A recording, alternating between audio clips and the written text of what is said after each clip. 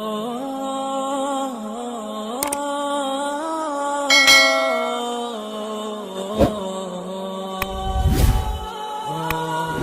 اللہ الرحمن الرحیم۔ نبی کریم صلی اللہ تعالی علیہ وسلم کا ارشاد ہے، الدعاء مخ العبادہ، دعا جو ہے عبادت کی اصل ہے، عبادت کا مغز ہے۔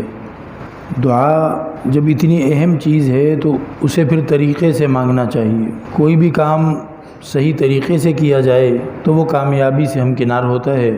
مانگنے کا صحیح طریقہ اپنایا جائے تو کوئی وجہ نہیں ہے کہ اللہ رب العزت کی بارگاہ میں دعا قبول نہ ہو۔ ایک حدیث میں آتا ہے کہ جس شخص کے لیے دعا کے دروازے کھل گئے اس کے لیے گویا رحمت کے بہت سے دروازے کھل گئے۔ جس کو دعائیں مانگنے کی عادت ہو گئی گویا اللہ جل شانہ کی رحمت اس کو نصیب ہو گئی۔ ایک اور حدیث میں ہے کہ نبی پاک علیہ الصلوۃ والسلام نے فرمایا کہ میں تمہیں ایسی چیز بتاؤں جو تمہیں تمہارے دشمنوں سے نجات دلائے، تمہاری روزی بڑھائے۔ وہ یہ ہے کہ تم دن رات جتنی بار مانگ سکو اپنی حاجتیں اللہ سے مانگو، جتنی بار مانگ سکو اپنی حاجتیں اللہ سے مانگو۔ یعنی اللہ جل شانہ سے چھوٹی چیز بڑی چیز، آسان کام مشکل کام، سب کے لیے اللہ تعالیٰ سے درخواست کرنا۔ آپ نے وہ روایت بھی سنی ہوگی کہ جوتی کا تسمہ اس کی ضرورت پڑ جائے، جوتی کے تسمے کی، تو وہ بھی اللہ سے دعا کرو کہ یا اللہ تسمہ عطا فرما دے۔ آج کل تو پھر بھی تسمہ خریدنے کے لیے کسی دکان پہ جانا پڑتا ہے۔ اس زمانے میں جوتی کو باندھنے کے لیے جو تسمہ بناتے تھے تو وہ ہر گھر کے اندر چمڑا موجود ہوتا تھا۔ بکرا ذبح کیا، اونٹ ذبح کیا تو اس کا جو چمڑا ہوتا تھا، اس کی جو کھال ہوتی تھی، اس کو سکھا لیتے تھے اور اس کو سکھا کر خود ہی گھر میں مشکیزیں بناتے تھے اور چمڑے کی چیزیں بناتے تھے۔ تو اسی چمڑے کی کناری پتلی سی کاٹ لی لمبی تو وہ چمڑے کا دھاگا جو ہے اسی کو تسمہ کہتے ہیں۔ تو وہ اتنی آسان چیز تھی کہ وہ تو ہر گھر میں چمڑا موجود ہی ہوتا تھا، اس کا کنارہ کاٹو بس تسمہ بن گیا۔ تو وہ جو آسان چیز تھی جس کو لینے کہیں اور جانا بھی نہیں پڑتا تھا، اس کے لیے بھی فرمایا کہ اللہ سے دعا کر لو، کیونکہ اللہ رب العزت سے رابطہ مضبوط ہوتا ہے۔ اللہ تعالیٰ سے رابطہ مضبوط ہو بار بار مانگنے سے۔ یہی راز ہے نبی کریم صلی اللہ علیہ وسلم کی یومیہ معمولات والی مسنون دعاؤں میں۔ گھر سے نکل رہے ہیں اور جہاں جانا ہے وہاں کا راستہ پتہ ہے، جو کام کرنا ہے اس کام کا اسباب انتظام ساتھ لے کے چل رہے ہیں۔ گھر سے نکلے، مثال کے طور پر دودھ کی دکان تک جانا ہے، راستہ پتہ ہے، پیسے موجود ہیں، دودھ وہاں موجود ہوگا، خریدوں گا لے کر آ جاؤں گا، کیا مشکل ہے اس میں۔ لیکن گھر سے نکل رہے ہیں تو دعا پڑھ رہے ہیں، بسم اللہ توکلت علی اللہ لا حول ولا قوت الا باللہ، اللہ کا نام لے کے نکلتا ہوں، اللہ کی ذات پہ بھروسہ کرتے ہوئے نکلتا ہوں۔ کسی بھی اچھائی اور بھلائی کی طاقت، کسی بھی برائی سے بچنے کی ہمت وہ اللہ ہی عطا فرماتا ہے۔ تو دیکھیں اللہ کی تعریف کر کے نکلے، اور پھر جناب بازار میں پہنچے تو چوتھا کلمہ پڑھ لیا، اللہ سے دعا کر رہے ہیں یا اللہ اس بازار کی خیر عطا فرما، اس بازار کے شر سے بچا، اور مجھے اس بات سے بچا کہ میں اس بازار کے اندر کوئی بھی سودا ایسا کر بیٹھوں جو میرے لیے نقصان دہ ہو، اور مجھے اس بات سے بچا کہ میں اس بازار میں خریدنے بیچنے کے معاملے میں قسم کھانے لگ جاؤں، ان چیزوں سے میری حفاظت فرما۔ کپڑے جو ہے وہ تبدیل کر رہے ہیں تو اس کی دعا پڑھ رہے ہیں، کھانا کھا رہے ہیں اس کی دعا پڑھ رہے ہیں۔ اس کے اندر بھی اور رازوں کے ساتھ ساتھ ایک راز یہ ہے کہ اللہ تعالیٰ سے بار بار بات کرنے کی عادت پڑ جائے۔ ہر کام کے ساتھ اللہ سے بات کریں کہ یا اللہ یہ کام آسان کر دے، یا اللہ یہ کام کرنے لگا ہوں اس میں خیر ڈال دے۔ تو جس کے لیے دعا مانگنے کے دروازے کھل گئے اس کے لیے سمجھو رحمتوں کے بہت سارے دروازے کھل گئے۔ تو دعا کے آداب اگر اختیار کر لیں گے تو انشاءاللہ پھر کوئی بھی دعا رد نہیں ہوگی۔ سب سے پہلی چیز تو یہ ہے کھانے پینے پہننے کمانے میں حرام سے پرہیز۔ اللہ تعالیٰ ہماری کفایت فرمائے حلال کے ذریعے سے اور ہمیں بچا لے حرام سے، اور اللہ تعالیٰ اپنے فضل اور مہربانی سے اپنے سوا کسی اور کا محتاج نہ کرے۔ اس چیز کی فکر ہو اور حرام سے اجتناب ہو، حرام سے پرہیز ہو۔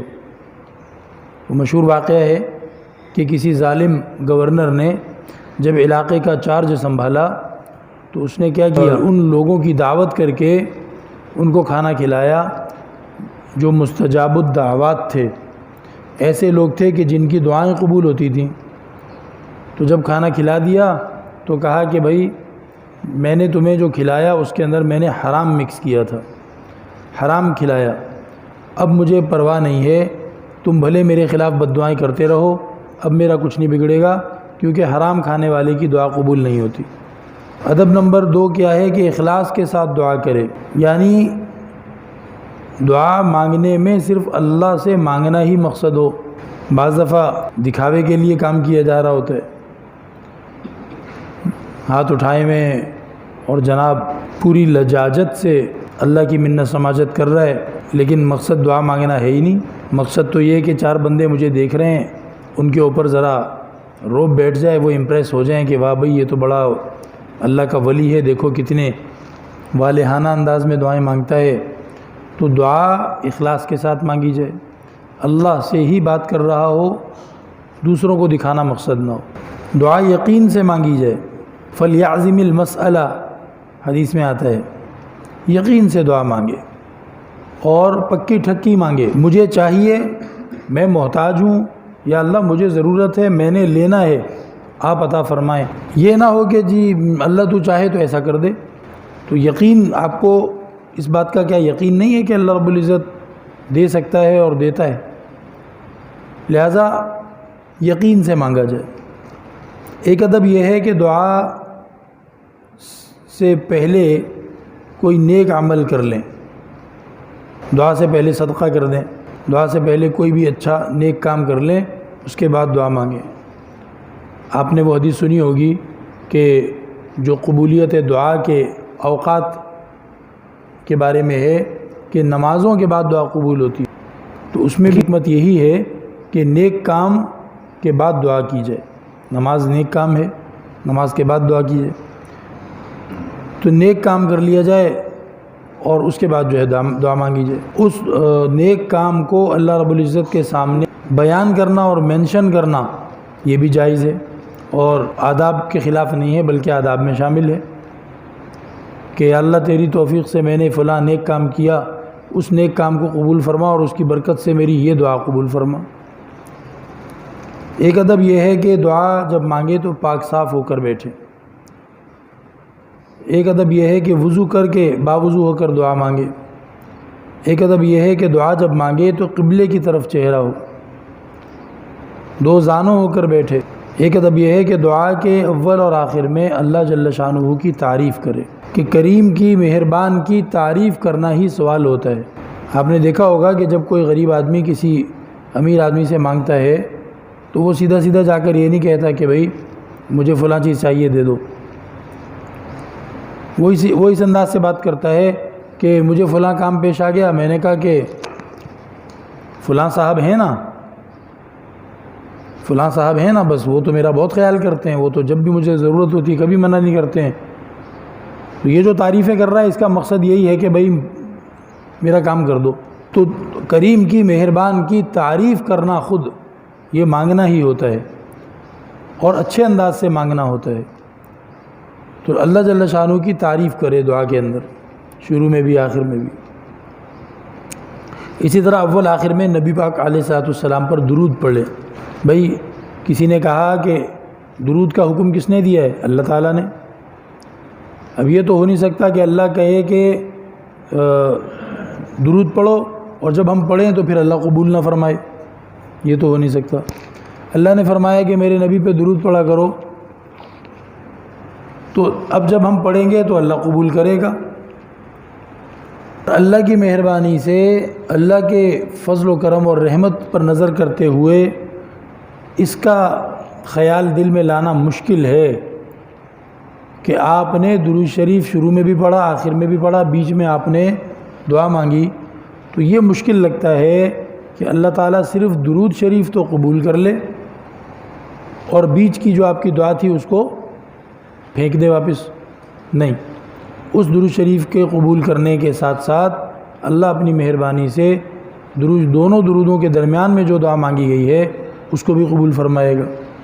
تو اس لیے دعا کے اول آخر میں درود شریف پڑھنا یہ گویا دعا کی قبولیت کی گارنٹی بن جاتا ہے۔ ایک ادب یہ ہے کہ دعا مانگنے کے لیے دونوں ہاتھوں کو پھیلانا، ایک ادب یہ ہے کہ دونوں ہاتھوں کو کندھوں کے برابر تک اٹھانا۔ نبی کریم صلی اللہ علیہ وسلم جب بہت زیادہ انہماک اور لجاجت کے ساتھ اللہ رب العزت کی بارگاہ میں سوال رکھتے تھے تو اپنے ہاتھوں کو آگے کی طرف کو لمبا کر لیتے تھے، اوپر چھت کی طرف کو نہیں۔ یعنی جب آپ دعا کے لیے ہاتھ اٹھائیں تو کندھوں تک یا اس سے ذرا نیچے بھی ہو جائے لیکن کندھوں سے اونچے ہاتھ اٹھانا اور آسمان کی طرف منہ کر لینا، ٹھیک ہے، یہ سنت کے خلاف ہے۔ کبھی کسی کو رنج، صدمے، غم کی شدت کی وجہ سے جذبات میں ایسا کر لے تو بہرحال حرام اور ناجائز تو نہیں ہے لیکن سنت کے خلاف ہے۔ سنت یہ ہے کہ ہاتھوں کو کندھوں تک اٹھائے، ٹھیک ہے۔ اگر ہاتھوں کو لمبا کھولنا چاہتا ہے تو آگے کو لمبا کھولے، نہ کہ اوپر کی طرف، آگے کی طرف کو لمبا کھولے۔ ادب اور تواضع کے ساتھ بیٹھنا، اپنی محتاجی اور اپنی عاجزی کا تذکرہ کرنا، دعا کے وقت آسمان کی طرف نہ دیکھنا۔ اب ظاہر ہے جو آدمی کندھوں سے اونچے ہاتھ اٹھائے گا تو وہ ہاتھوں کی طرف جو دیکھے گا تو اوپر کو منہ کر کے دیکھے گا، تو آسمان کی طرف آٹومیٹک نظر ہو جائے گی، یہ غلط ہے۔ اس لیے آسمان کی طرف نہیں دیکھنا چاہیے۔ اللہ تعالیٰ کے اچھے ناموں کو اور اللہ تعالیٰ کی اونچی صفات کو دعا کے دوران ذکر کرنا، اللہ کی تعریفیں بھی ساتھ ساتھ کرتا رہے۔ اللہ رب العزت کے جو اسماء حسنہ ہیں، یا اللہ تو غفور ہے، تو رحیم ہے، تو رؤوف ہے، اس طریقے پر اللہ تعالیٰ کے تو رحمان ہے، اچھے جو اسماء حسنہ ہیں 99 نام، ان کو ذکر کرے۔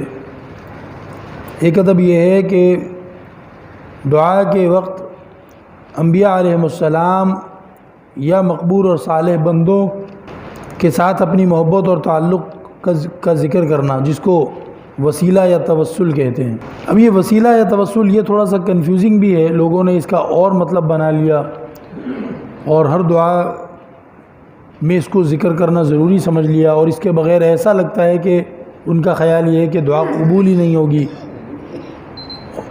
تو اس لیے جہاں پر اس طرح کی بدعت پھیل رہی ہو وہاں پر پھر اس کو ذکر نہیں کیا جائے گا، کیا جائے گا۔ تو آج کل یہ مسئلہ پھیلا ہوا ہے لوگوں میں کہ لوگ سمجھتے ہیں کہ جی جب تک وسیلہ بیان نہیں کرو گے حضرت نبی کریم صلی اللہ علیہ وسلم کا یا جناب حسنین کریمین کا یا کسی بھی بزرگ ہستی کا، آپ جب تک وسیلہ ذکر نہیں کریں گے تو پھر آپ کی دعا نامکمل ہے، آپ کی دعا ادھوری ہے۔ تو اس طرح کی سوچ جو ہے وہ ہمارے عوام میں پھیلتی چلی جا رہی ہے، لہذا یہ وسیلے والے معاملے کو ذکر نہ کیا جائے تو بہتر ہے، ڈائریکٹ اللہ سے دعا مانگی جائے، ٹھیک۔ دعا میں آواز کو کنٹرول رکھنا، چلا کے دعا نہیں کرنی چاہیے، ٹھیک ہے۔ اور دعا کے الفاظ نبی کریم صلی اللہ علیہ وسلم والے اختیار کرنا۔ نبی کریم علیہ السلام کے الفاظ میں تقریباً ہر کام کے بارے میں دعا مل جاتی ہے، نبی پاک علیہ السلام کے الفاظ اس کے اندر۔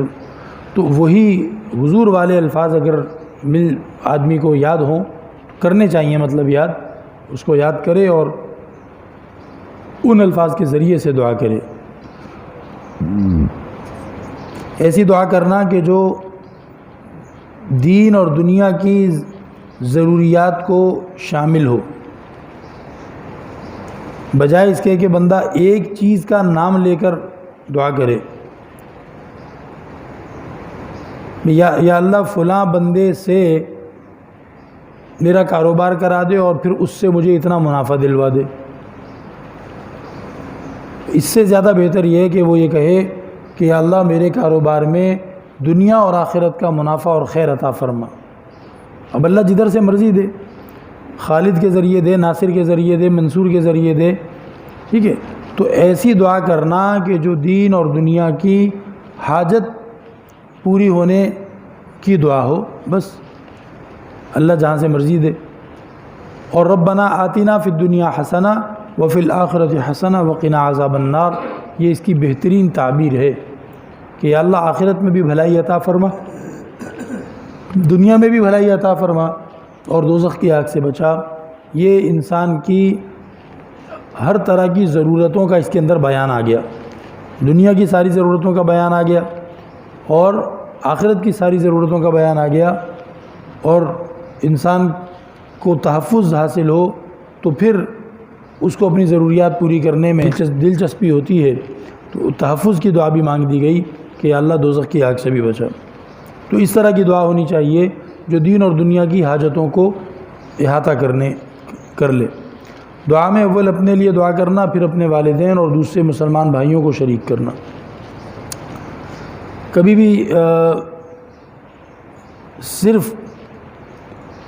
صرف کسی اور کے لیے دعا کر لی، بس آپ نے بیٹھ کر 3 منٹ کی دعا مانگی اور ان 3 منٹ میں آپ بس کسی اور کے لیے دعائیں مانگتے رہے، یا اللہ اس کا فلاں کام کر دے، یا اللہ اس کا فلاں کام کر دے، یا اللہ اس کو ایسے کر دے، اس کو ایسے کر دے۔ اپنے لیے کچھ بھی نہیں مانگا، اپنے لیے کچھ بھی نہیں مانگا، ادب کے خلاف ہے۔ تو اس سے تو یہ اشارہ ملے گا کہ یا اللہ مجھے تو ضرورت نہیں ہے، میرا تو کوئی کام نہیں ہے، مجھے کوئی ضرورت نہیں ہے کہ میں تجھ سے اپنے لیے مانگوں، تو یہ دوسرے کا کام ہے، اس کا یہ کام تو کر دے۔ تو ظاہر ہے ایسا تو کوئی بھی نہیں سوچتا نا، لہٰذا جب کسی کے لیے دعا مانگیں تو ساتھ میں اپنے لیے بھی مانگیں۔ نبی کریم صلی اللہ علیہ وسلم جب کسی انبیاء علیہ السلام میں سے کسی نبی کا ذکر فرماتے تھے تو علینا و علیہم کہتے تھے، ہم پر بھی اللہ کی رحمت ہو اور ان پر بھی اللہ کی رحمت ہو۔ تو دیکھیں اپنے لیے بھی ساتھ میں دعا کرتے تھے۔ تو اس لیے کسی کے لیے دعا مانگیں تو اپنے لیے بھی اس میں دعا مانگیں۔ اگر امام ہے تو ادب یہ ہے کہ جماعت کے نمازیوں کو بھی دعا میں شریک کرے۔ اب امام صاحب نے صرف اپنے لیے دعا مانگ لی بس، تو یہ ادب کے خلاف ہے۔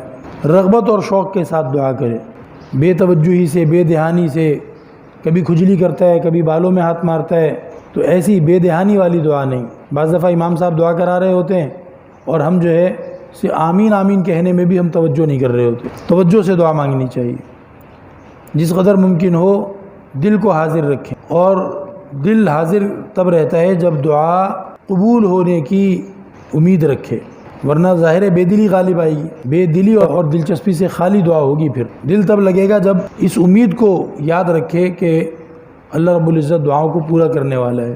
دعا میں دہرانا جملے کو، ایک ہی مجلس میں ایک ہی جملے کو 3 دفعہ یا ایک ہی دعا کو 3 الگ الگ مجلسوں میں کرے تو دونوں طرح تکرار ثابت ہو جائے گا، یہ تکرار سنت ہے۔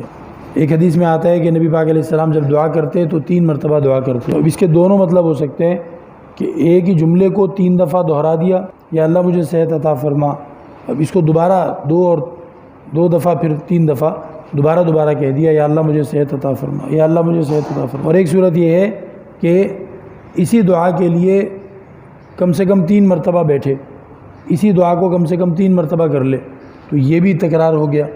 تکرار کہتے ہیں ایک چیز کو زیادہ دفعہ کرنا۔ دعا میں اصرار کرے، اصرار، چھوٹے بچے ضد کرتے ہیں نا، نہیں مجھے چاہیے، مجھے لے کے دیں، تو اس طریقے پہ اللہ کے سامنے اصرار کریں کہ اللہ میں محتاج ہوں، مجھے ضرورت ہے، آپ عطا فرمائیں، یا اللہ مجھے عطا فرما، اصرار کرے۔ قطع رحمی کی دعا نہ کرے، ایسی دعا نہ کرے کہ جس میں وہ رشتہ دار کو نقصان پہنچانے کی بات کر رہا ہو، یا اللہ میرے فلاں رشتہ دار کا ایسا کر دے، اس کا نقصان کر دے، اس کو مار دے، یا جو بھی ہے، اب ظاہر ہے جب یہ کام آپ کو کرنے کی اجازت نہیں ہے تو اس کام کی دعا کرنے کی بھی آپ کو اجازت نہیں ہوگی۔ کیا آپ کو اجازت ہے کہ آپ اپنے رشتہ دار کو قتل کر دیں یا اس کو نقصان پہنچا دیں؟ یہ قطع رحمی ہے، تو قطع رحمی کی دعا نہیں کرنی چاہیے۔ اسی طریقے پر گناہ کی دعا نہیں کرنی چاہیے۔ آپ کو گناہ کرنے کی اجازت ہی نہیں، اللہ نے منع کر رکھا ہے، اور آپ کہہ رہے ہیں کہ یا اللہ، مثال کے طور پر وہ کہتا ہے کہ میں جوا کھیلنے جاؤں تو میرا اتنا میں جوئے میں اتنا پیسہ جیت کے آ جاؤں، اب یہ اللہ سے دعا مانگ رہا ہے۔ تو بھئی جوا تو اللہ نے منع کیا ہے، تو دعا کیوں مانگتے ہو اس کی؟ کیونکہ یہ بے ادبی ہے، یہ توہین ہے ایک طرح سے۔ جو چیز اللہ نے طے کر چھوڑی ہے اس کو بدلنے کی دعا نہ مانگے، ادب کے خلاف ہے۔ بھئی مثال کے طور پر ایک آدمی لمبا ہے اور وہ دعا کرتا ہے کہ یا اللہ میرا قد چھوٹا کر دے، یا مثال کے طور پر کوئی عورت ہے اور وہ دعا کرتی ہے کہ یا اللہ مجھے مرد بنا دے۔ نہیں، یہ تو اللہ نے طے کر دیا اور یہ تو ہو گیا۔ ادب یہ ہے کہ اس پہ تم راضی ہو جاؤ کہ یا اللہ جو تو نے کر دیا مجھے قبول ہے، میں اس پہ راضی ہوں۔ کسی ناممکن چیز کی دعا نہ کرے، یا اللہ مجھے جو ہے مثال کے طور پر کہتا ہے موت کے بغیر مجھے جنت میں پہنچا دے، جبکہ اللہ فرما رہا ہے کل نفس ذائقۃ الموت، ہر ایک کو مرنا تو ہے، مرنے کے بعد ہی جنت یا دوزخ کا نمبر آتا ہے۔ تو یہ محال اور ناممکن چیز کی دعا کر رہا ہے۔ یا اللہ صرف میرے اوپر رحمت فرما دے، اس طرح صرف اپنے لیے کونسائز کر کے اور یہ کر کے کہ جی بس مجھے یا اللہ باقیوں کو نہیں، یہ بھی غلط ہے۔ یا اللہ مجھ پر رحمت فرما دے، باقیوں کو رہنے دے، اس طرح دعا نہیں کرنی چاہیے۔ دعا کرنے والا بھی آمین کہے اور سننے والے تو آمین کہتے ہی ہیں، دعا کرنے والا بھی آمین کہے۔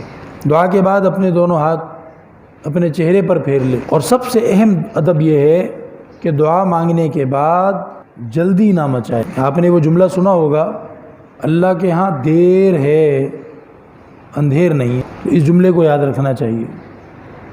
بندہ دعا مانگتا ہے اور اس نے اپنے ذہن میں ایک وقت اپنی سوچ کے حساب سے سوچا ہوا ہوتا ہے، اس کو جلدی ہو رہی ہوتی ہے کہ وہ کام اتنے ٹائم کے اندر اندر ہو جائے۔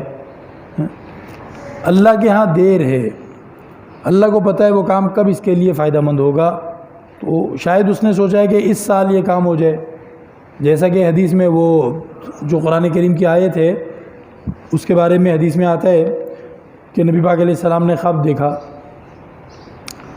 تو صحابہ کرام کو خواب سنایا۔ اس خواب کی تعبیر یہ ہے کہ بھئی ہم عمرے پہ جائیں گے